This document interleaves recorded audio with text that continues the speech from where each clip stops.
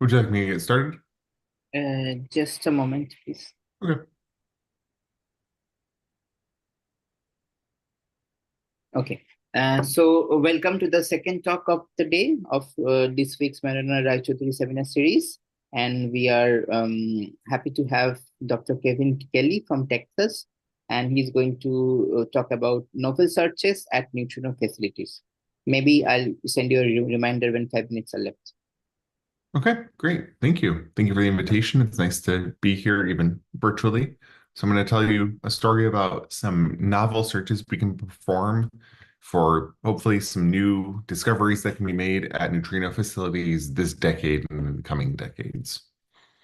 What do I mean by that? Well, these neutrino facilities are designed with a mission for searching for physics associated with neutrinos, of course. And so I'll talk a little bit about the interesting neutrino physics they can do. I don't want to lose sight of that neutrino physics related mission. But then I'll talk about new physics associated with neutrinos that these experiments are really well tuned to discover. And then if I have time, hopefully, I'll talk about some other new physics that can be discovered simultaneously at these experiments that has nothing to do with neutrino physics. Okay, so just to set the stage about what I mean for what kind of neutrino physics we're trying to do, what we know today is that neutrinos have mass, and that allows the flavor states to oscillate as they travel. The requirement is that the three neutrino mass eigenstates that we know of have to have non-degenerate masses. That means that there have to be two non-zero splittings between those. And what we measure from oscillations are these mass squared differences on the order of 10 to the minus 4 EV squared for the solar mass squared splitting and 10 to the minus 3 squared EV squared for the atmospheric mass squared splitting. However, we don't know whether neutrinos follow this normal mass ordering, where nu1 is the lightest and nu3 is the heaviest, or this inverted ordering, where nu3 is the lightest and nu2 is the heaviest. We don't know which one of those is the case now. At the same time, we don't know the overall scale of neutrino masses. Oscillations allow us to measure these mass squared differences, but we don't know where those masses squared lie overall. The best way that we have to search for the overall mass scale of these neutrinos is from either laboratory or cosmology-based experiments, neither of which have given a positive result for a neutrino mass to date. In fact, cosmology is very good at looking for total neutrino masses as a function of this y-axis parameter here, where they keep pushing down in this parameter space, constraining the total mass that these neutrinos can be, to the point where we're constraining them at the 0.1 electron volts level. Really remarkable stuff. So neutrino masses have to be non-zero, but have to be very small compared to the rest of the charged fermions of the standard model. Why is this interesting? Well, it allows us to measure this phenomenon of neutrino oscillations, like I alluded to. Where do we actually measure those oscillations? Well, if you work quantum mechanically, you can calculate what the oscillation probabilities are under this scenario. And what you'll find is that they go like this: sine squared of delta m squared times L over 4e in some units. And if you want to observe these oscillations, well, you want this sine squared term to be not zero. So you want to put this delta m squared L over 4e term to be close to something like pi over 2. We can calculate what that is for the different delta m squareds that we've measured in the standard model. And what you find is that you want to live along one of these two diagonal lines to see where these effects are going to be big. As you can see, we've got experiments that I've labeled here, like T2K, which is currently running in Japan, and NOVA, which is currently running in the US, and things like T2HK and DUNE, which are upcoming in those continents, that are designed to sit where these oscillations are going to matter and try to measure these effects. What can we actually learn by measuring these things? Well, if you expand out more about what these oscillation probabilities look like, here's that same sine squared term in both of these. The amplitude of these oscillations depend on underlying mixing angles within the three neutrino framework. And so by precisely measuring these oscillations as a function of energy, as a function of baseline, we can learn about three neutrino mixing and also see whether the three neutrino mixing model that we use is a good description of the data. So how do we do that? Well, many of these current and upcoming experiments are based on the same principle of making neutrinos via a proton accelerator. So let me quickly sketch that out. They're kind of all laid out in this similar way, where they start with a proton beam of relatively high energy, think tens of GeV. Those protons hit a target, and that creates a bunch of standard model particles like charged and neutral mesons. You have some decay volume, and in that decay volume, you can have decays of your charged mesons. These magnetic focusing horns are designed to keep positively charged mesons moving in the forward direction and deflect away negatively charged mesons, or vice versa, depending on what mode you want to operate in. But when these positively charged mesons decay, for instance, if pi plus decays, it's going to preferentially create a muon type neutrino in the forward direction, pointing at your neutrino detector that's, say, hundreds of meters away from your proton beam. Or you could have some rare processes like the three-body decay of charged kaon to produce electron-type neutrinos. Now, what happens when these neutrinos reach my detector? Well, a muon neutrino, for instance, can scatter via charged current process, kicking off a target nucleus in your detector, maybe giving some hadronic energy, but creating a charged muon as well in your detector, which will leave a long straight track. At the same time, this electron neutrino could come and interact via a similar charged current type process. But when the charged electron is created in the neutrino detector, it's going to shower and give you an electromagnetic signature like this pink signature here. It's very distinct signatures, and hopefully if your detector is designed in a specific way, you can tell the difference between these things. Now, at these baselines, hundreds of meters, you don't expect neutrino oscillations to have occurred. What you're doing here is you're making a baseline measurement of what your neutrino fluxes look like as close to your production source as possible. Then to understand oscillations, you need to take that quote unquote zero distance rate that you've measured at your near detector and measure some very far distance away in a far detector, not to scale, the same type of processes. So you measure a far detector rate of muon neutrinos scattering in your far detector, and that rate divided by your rate at your near detector is related to this probability that you created a muon neutrino at your source and it remained a muon neutrino all the way to your far detector. Similarly, under this assumption that the rate at your near detector was much bigger for muons than electrons, then when you measure an electron rate at your far detector, this ratio here gives you some information about this appearance neutrino probability. And this is the key one that we're trying to measure today and in the future because it unlocks things like that neutrino mass ordering I alluded to, as well as things like trying to measure the hopeful presence of CP violation in the neutrino sector. So you compare these far detector versus near detector rates to determine those oscillation parameters and those oscillation probabilities.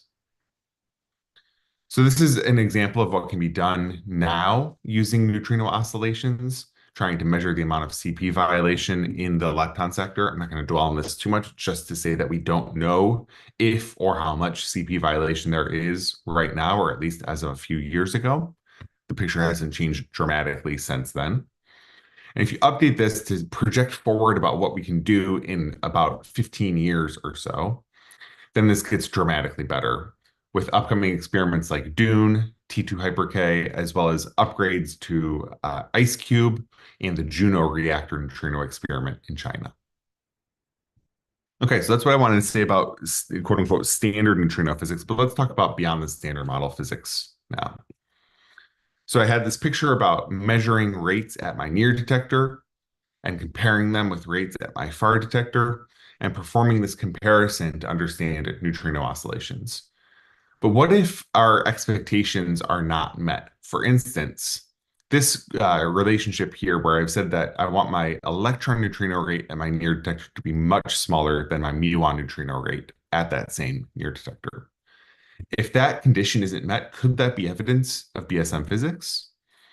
Well, this is exactly what happened according to the LS&D neutrino experiment back about 20 years ago in Los Alamos in the US, where they have a beam, slightly different setup, It's making neutrinos via decay at rest processes, but it's predominantly a muon neutrino and muon antineutrino beam. Note that this production mechanism should not have produced any electron type antineutrinos. However, they see a rate of electron type antineutrinos in their detector that's significantly above their expectations by somewhere between 3 and 4 sigma. And so you can interpret this as a conversion of my muon type antineutrinos into my electron type antineutrinos at very short distances, much shorter distances than what I would expect from what I know about 3-neutrino mixing. So the mini boon experiment was designed to test this at Fermilab outside of Chicago in the US via a different experimental setup, but testing the same hypothesis. And it was doing so via one of these more conventional beam neutrino related methods that I mapped out earlier. So this is a figure of what mini boon saw versus what they expected to see. So their data are these black points, and their expectation is this stacked histogram as a function of this reconstructed neutrino energy. And you see that there is a significant excess above that expected background, especially as you go to low neutrino energy. This is what's known as the mini boon low energy excess. They have seen this both operating in neutrino mode, where they see new mu's converting to new e's, and in anti-neutrino mode, where they claim to see anti-muon neutrinos converting into anti-electron neutrinos. And if you interpret this in terms of new oscillations, new appearance, then mini boon and LS&D are broadly consistent with one another as a function of this L divided by E. Okay, so what could be going on here? We seem to have something breaking as we go over these hundreds of meters from our production to our detector. Could we somehow be introducing new physics that modifies beyond our expectations what's happening to these new mu's and new e's in this hundreds of meters between our production and our detector? So I gave these oscillation probabilities earlier, where a new mu to new appearance depends on some mixing angle and this sine squared of delta m squared L over 4e term. Well, the delta m squareds that we've measured are way too small for this to work at mini boon and LS&D, but it could work if you introduce some new mass scale, delta m squared, that's much bigger than those standard model measurements. What do I mean by that? Well, some people have proposed the idea that there's a fourth neutrino, a sterile neutrino, that is contributing to neutrino oscillations at these very short baselines. That means that you need a fourth neutrino to satisfy LS&D and mini boon with a mass squared splitting delta m squared on the order of 1 electron volt squared. And the plot here is showing that the measurements from LS&D and mini boon are broadly consistent with one another. Now, this is all well and good. However, this oscillation probability that I wrote down several times now is hiding something. I've written down this effective mixing angle that I call sine squared of 2 theta mu e. But in reality, if I go to a 4-neutrino model, this is not just its own new parameter. It's really a function of some other parameters. It turns out that it's equal to this quantity 4 ue4 squared u mu 4 squared, meaning that if I want this left-hand side to be non-zero, both of these new terms on the right-hand side have to be non-zero for this to be non-zero. If each of these is non-zero, ue4 squared and u mu 4 squared, not only do we get new mu to new e appearance at these short baselines, you also predict non-trivial electron neutrino disappearance and muon neutrino disappearance at the same energies and distances as LS&D and mini boon. And so you can not only can you test this LS&D mini boon anomaly by looking for new mu to new e appearance at these short baselines, but you can also test it by looking for new e disappearance and new mu disappearance. The headline summary that I'll give you without going into too much detail is we do not see enough new E nor new mu disappearance at these baselines for this all to be consistent, unfortunately. This is to say nothing about cosmology. I'm going to skip over this in the interest of time, but if you have a light sterile neutrino, you'll thermalize it in the early universe and mess up many measurements of things like Big Bang nucleosynthesis and the cosmic microwave background. Okay, so one big challenge of mini boon was, to put it mildly, that it can't tell the difference between electrons and photons in its detector. It also can't tell the difference between a single electron in its detector or multiple electrons that are overlapping with one another. And so the Fermilab SBN program was designed with this problem in mind, designed to really measure this process once and for all.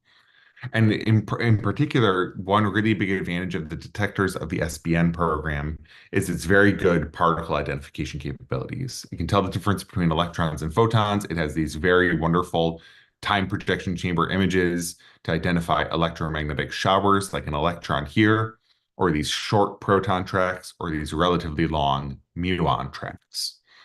And to really measure this process very precisely and determine what's going on.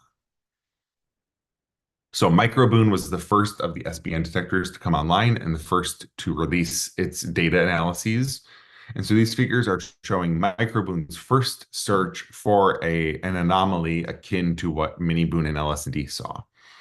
And without dwelling on it too much, I want to skip forward and get to some other results. Microboon does not see an excess consistent with what Miniboon saw. Skip over that. So my collaborators and I took this and we interpreted the microboon results in the context of a sterile neutrino picture, which they didn't do in that original result. And so we compared what microboon sees in this solid blue constraint against the preferred parameter space according to miniboon, which is this gray regions. And we found that Microboon was able to rule out a lot of the parameter space preferred by Miniboon and LSND. However, there's still work to be done. Part of that was because if you look at their data versus their expectations, they got a little bit lucky statistically. There was some statistical fluctuation that made their result a little bit stronger than what you would have expected, just given naive estimations. I'm going to skip over this as well. But we did some analyses in a full four flavor picture and got some very interesting results. For instance, that what Microboon is looking at in terms of not nu mu to nu appearance, they can also measure nu mu disappearance. And what they're able to do is actually really competitive with other experiments such as MINOS and MINOS Plus, as well as the IceCube atmospheric neutrino experiment at the South Pole.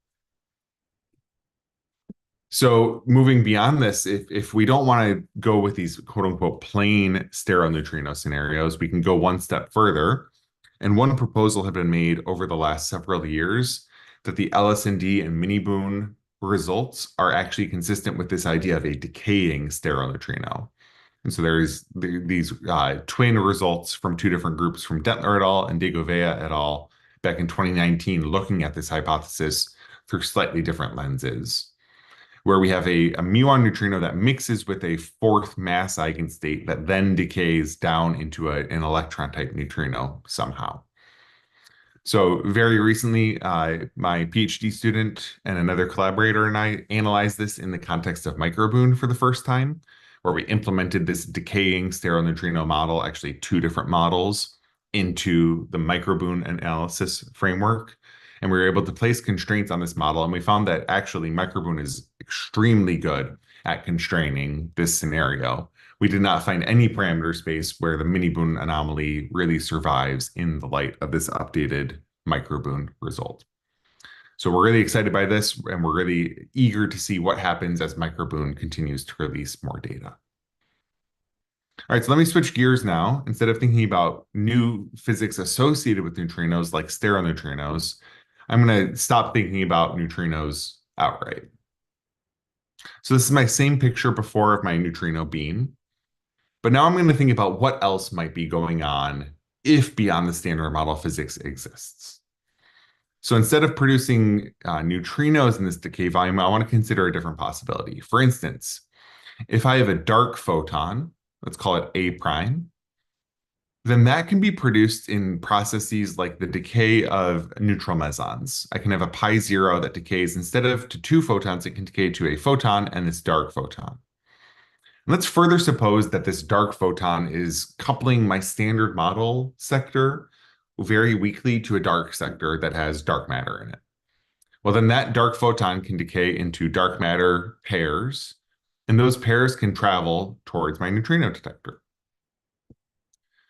Similarly, in other models, for instance, those with heavy neutral leptons, I can have production of this new state in rare decays of charged kaons, like so.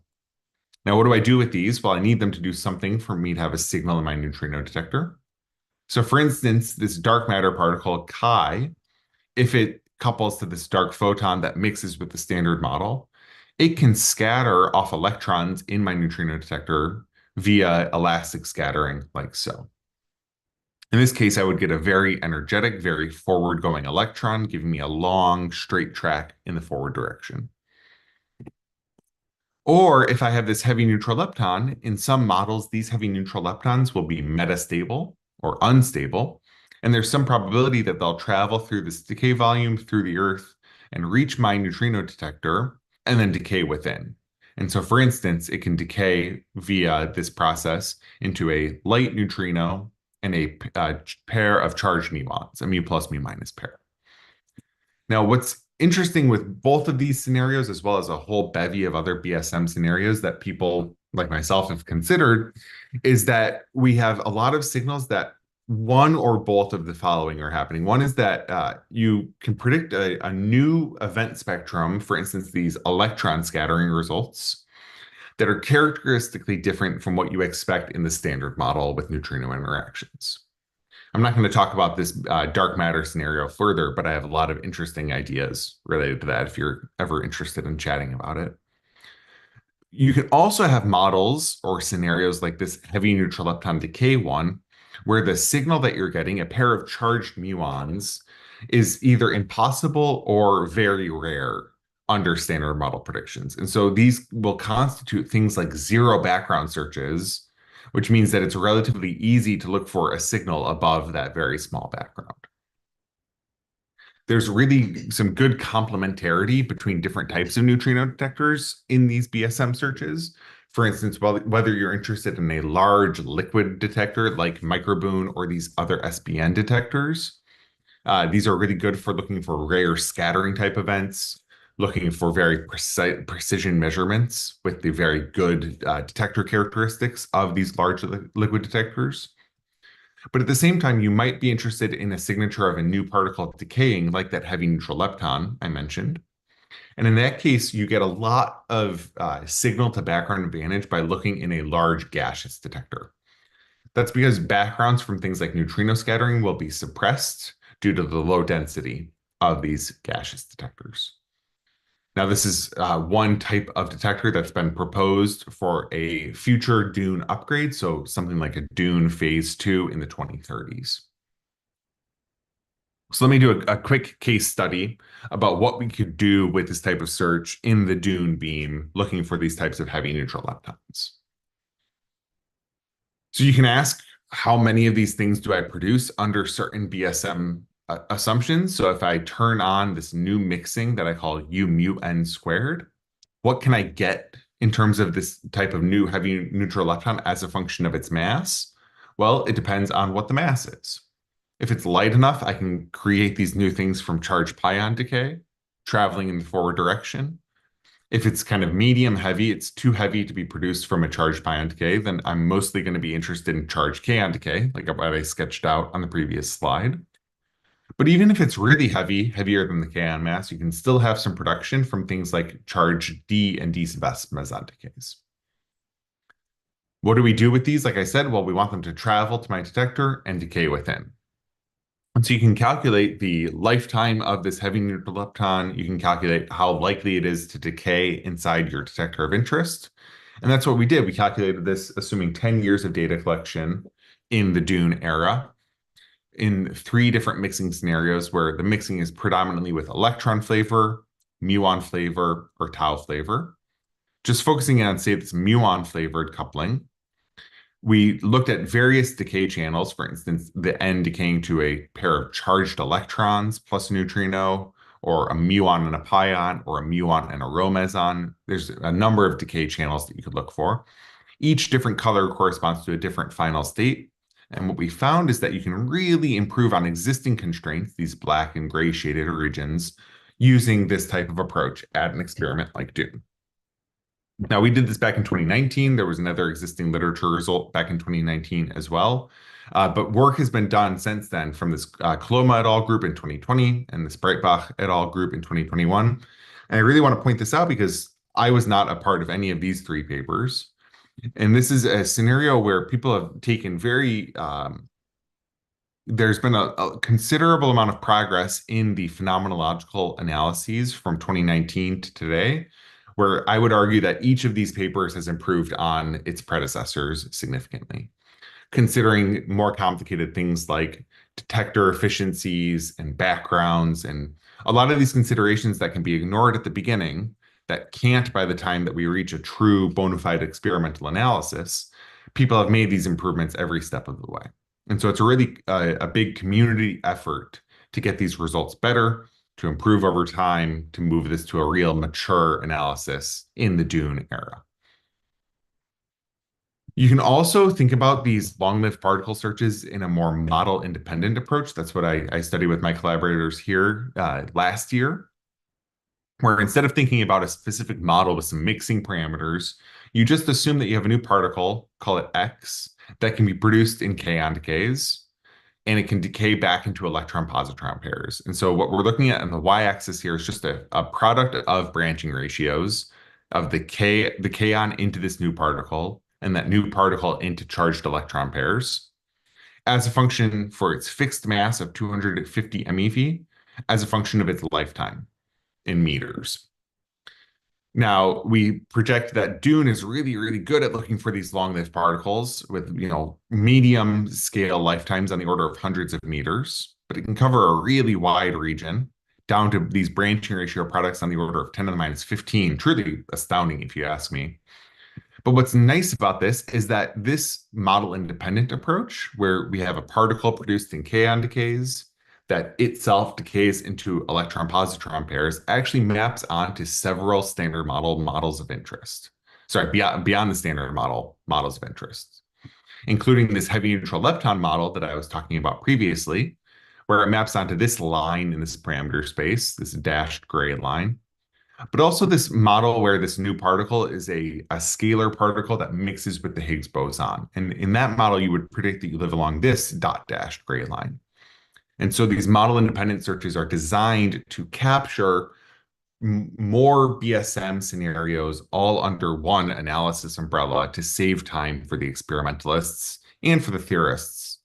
And if they perform these searches in this model independent way, then future people who have new ideas can reinterpret old data in the light of those new ideas. Okay, so the last concept I want to talk about in the last 5 minutes or so is about new states that can be produced, not in this beam line, in this decay volume that I've highlighted, but actually in this proton beam target itself. And so if I zoom in on that target, what do I have in mind? Well, I want to think about this target not as just some monolithic material. I want to think about it as a collection of nuclei. Think graphite, something like carbon, as well as the electrons in orbit around that graphite. And so what happens when this proton beam comes in? Well, one thing that the proton beam can do is can produce pi-zero mesons. And those pi-zero mesons will decay promptly into photon pairs. And so I want to think about what a photon does as it propagates through this target. Well, a photon that comes in, it will interact predominantly with the nucleus, and it can convert into a pair of electrons. That's what these orange lines are.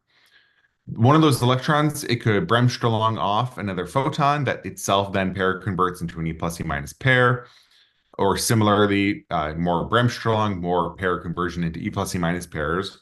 And what you see is that a single photon here produces a whole cascade of electromagnetic activity as it travels through this target.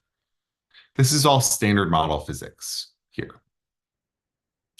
But what could happen at any one of these vertices is a BSM process could occur to produce some new state that I'm interested in. Say a dark photon could have been Bremsstrahlunged off by these electrons. And the fact that a single photon starts this cascade with many interactions and many standard model vertices, it also means that there's many opportunities for beyond the standard model production as this photon travels through the target. The big challenge with this, so this is another sketch of those photons converting into E plus C minuses and so on. The big challenge with this is sampling the kinematics of this standard model and this BSM uh, propagation carefully, because we're really not interested in detector scale, or sorry, target scale kinematics. We're interested in what happens in this target that produces states that are pointing towards a detector that's relatively small and relatively far away. And so we have to be very careful about simulating the directions and the energies of these outgoing standard model and BSM particles in a way that we know that the predictions we make for a downstream detector are robust. And so our goal is to have a reliable and fast way to generate these types of standard model interactions, as well as to take those standard model electromagnetic showers and resample them to robustly produce BSM states. An example of this is in this electron Bremsstrahlung process that I alluded to, where an E plus or E minus comes in and interacts with a nucleus, emitting a photon. Now, this process is known in the standard model. It's been calculated plenty of times. You can go back to Landau and Lifshitz if you're interested. The challenge with this is that this process really prefers to emit low energy photons, and it prefers to emit them collinear with the incoming and outgoing electron directions. This soft collinear enhancement of these photons. This is because the photon is massless in the standard model. That's why these singularities exist. And these singularities are regulated by things like the electron mass in the standard model. But now let me consider a BSM scenario where I have a dark photon that can be emitted via the same type of process. But now I have this dark photon with a mass of, let's say, 30 MeV. Now, if I work the same math out, that dark photon, because it's so much heavier than the electron, it turns out that its mass will regulate these singularities, not the electron mass. And it turns out that if you look at the kinematics of this process, you'll prefer to produce these dark photons at high energies and at large angles relative to the beam direction. So the kinematics of these two things, despite relying on very similar matrix elements, underlying matrix elements, just by introducing this mass for the dark photon, we've changed our kinematics from our standard model to our BSM scenario dramatically. And so we can't use, for instance, a sample of outgoing photons from electromagnetic Bremsstrahlung to mimic the outgoing spectrum of these dark vectors because the kinematics are so different. And so Petite is the code that my collaborators and I developed for this specific problem and for many several related problems in these electromagnetic showers. It's designed to well capture much of the standard model physics that is required for this energy loss and for this particle production in a thick target environment like graphite or even heavier elements. It has a number of hard processes and continuous processes coded up. It's all open source. It's all available on GitHub, so I encourage you to download it and give it a try. And we've done a number of dedicated comparisons against more complex tools like Géant4, as well as some analytic results from back in the 60s from Tsai and Wittes, and we get very good agreement with these packages. This is an example of an electromagnetic shower that you can produce in graphite by injecting something like a 10 GeV photon into a thick graphite target. And you see the photons in green and the electrons and positrons in blue and red tracked as they propagate through this target as they spread out due to things like multiple Coulomb scattering. And you can track this down to an arbitrarily low energy of interest, say down to an MeV. These are some results of kinematics of particles that you can produce in Petite in the BSM sector. So in all three panels, what we've done is we've injected electrons in a beam with 10.6 GeV of energy. This corresponds to the BDX experiment, if you're interested. And we looked at the spectrum of standard model photons that comes out of that as a function of their energy and how close they are to the beam axis, where this parameter is small if they're close to the beam axis. And we compare that in the standard model to what you get with a dark photon with a mass of 100 MeV. And what we notice comparing these two panels, left and center, is that as we expect, the kinematics of a dark photon are going to be wildly different than that of the standard model. And so you can't just reweight these standard model photons to represent these dark photons. There have been some approaches to that in the literature before, and we reproduce those results here, seeing just how different they are from what you get in a full complete treatment of the BSM sampling. Now, coming back to an experiment like Dune, what does this look like in a Dune-like beam? Well, some people have pointed out before that this electromagnetic secondary production of dark photons would be really, really dominant in an experiment like Dune. And what we find is that some of those claims have been overhyped. And so some previous literature results are shown in dashed lines, and we get our updated results in these solid lines. But notably, there is a lot of work to be done in honing these predictions, as well as seeing what the experiments can see and whether they can detect new physics associated with these things from a whole wide variety of processes. Things like neutral meson decay that I've discussed a little bit before, as well as these new electromagnetic processes, electron-positron bremsstrahlung, annihilation of positrons to produce these dark vectors, and Compton upscattering to produce these dark vectors. Okay, so I'm going to briefly say one thing about what could be exciting about what we do in the next decade, which is what we do in the event of a discovery. Whether we have new discoveries associated with neutrino physics or not, the first thing we do is celebrate. We pop some champagne. We're all very happy. The one thing that I just want to allude to that we could do is related to these heavy neutral leptons and their decays that I mentioned before. Heavy neutral leptons are very interesting as a theoretical model because of their connections to standard model neutrinos. And this connection is very deep via their mixing. But at a more fundamental level, they're related to whether there are new symmetries in the standard model and beyond. Specifically, what I mean is that I want to determine whether something like lepton number is conserved or violated in this BSM particle's decays, because that's connected to whether that new particle is a Dirac or a Majorana fermion, and via this mixing to the standard model neutrinos, whether neutrinos themselves are Dirac or Majorana fermions. What do I mean by this? Well, if I'm producing these heavy neutral leptons from positively charged kaon decay, then these have lepton number equals 1. And so if lepton number is conserved, they will decay into a final state with lepton number equals 1, like a mu minus and a pi plus. If lepton number is not conserved, then they will also be able to decay into states with lepton number equals -1, because lepton number is not a conserved quantity. And in fact, if lepton number is violated, these decays should happen with equal probability.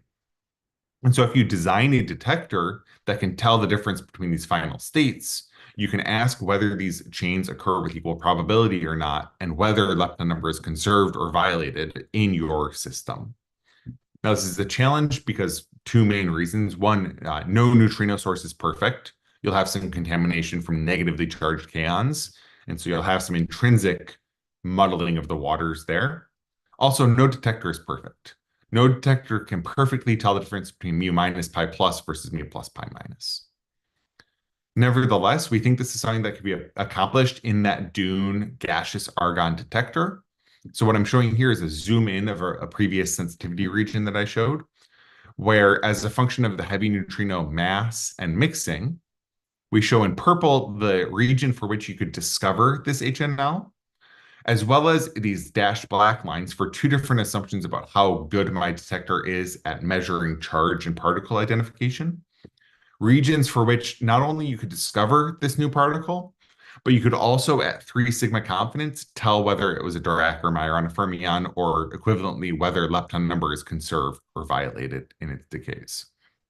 And so even with the currently planned experiments, we can perform these types of analyses where not only do we discover something new, but we discover something fundamental and underlying about that new particle. So I'm really eager and hopeful for a discovery in this next 10 to 15 years. Okay, so let me just quickly give my takeaways. I'm really excited for what the next decade to 15 years of neutrino physics have to offer, both in terms of what we can learn about neutrino oscillations, as well as beyond the standard model physics related to neutrinos or not related to neutrinos. what I hope you've understood today is that these experimental facilities are really rich and complex, and they have a whole lot to offer for things like heavy neutral leptons, sterile neutrinos, or even things like dark photons that have nothing to do with neutrino physics. But they can do this all simultaneously. However, theoretical and phenomenological improvements are required for us to make progress along this line. And so a tool like Petite, with this emphasis on being user-friendly, hopefully will be instrumental in our improvements in the next decade. So I'll leave it there, and I'd be happy